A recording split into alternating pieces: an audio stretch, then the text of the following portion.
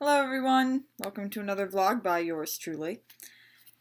So, the theme for this week is apparently, what is a major obstacle you've had to overcome? This was a hard one because I feel like I've already talked about a lot of my major obstacles. In fact, I've talked about almost everything that means something to me, except for the one thing that brings us all together here. I, like the rest of these nerds, sell papes. We're the guys on the street corner on a Sunday morning, screaming the day's headline at the top of our lungs. We're the ones who bike by your house at 7 a.m. before school, tossing a rolled up newspaper at your door. We are also the ones who purposefully speed past on the road so we get splashed with a puddle of dirty rainwater. Thanks. We really appreciate it. But most importantly, we're how you get your news. Like it or not. Yeah, with the internet and TV and all, no one reads newspapers anymore. I know that. And hell, I'm not going to be one to diss technology. I love technology. But the newsies are a part of New York City. And since Brooklyn has the largest population of all the New York City boroughs, we also have the largest forces. I mean group of newsies. No, I mean forces.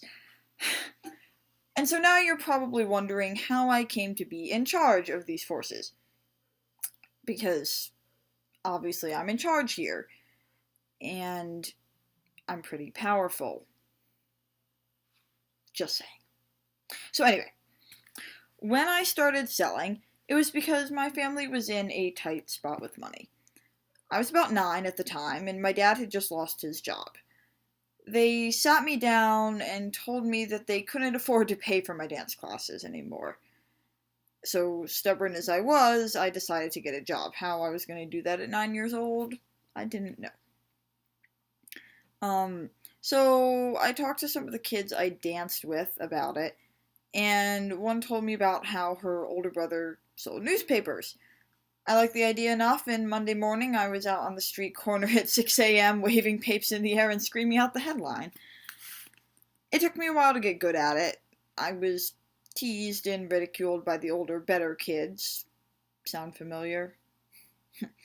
But over time, I found the best places to sell, and other people do notice when they start losing business to a 10-year-old kid. I noticed that there were some guys from Manhattan who kept crossing the bridge to find better selling places when even my sales dropped. And, well, I wanted to put a stop to it. I came home almost every day with a black eye from getting into fights, but to accompany that, I always had a smile on my face. They all started calling me Spot because of the black eyes. I don't get them so much anymore. My face needs to look nice. But the name stuck, and so I use it now. When the other Brooklyn guys realized that those Manhattan kids could be fended off, I suddenly found myself being backed by an army. Summer came quickly, and when we all had all the time in the world, they started looking to me for guidance. I was 11. There was a shift in the mood of the Brooklyn newsies. I could sense everyone's newfound respect for me. It was surprising, but not unwelcome. I was just a kid, though, and not exactly prepared to lead troops. I mean, it wasn't a big deal, but I still had a need to defend our territory. So it really happened by accident. But there was a lot of pressure on me as a kid to handle this, be in charge of this group of kids, and at the time many of them were older than me.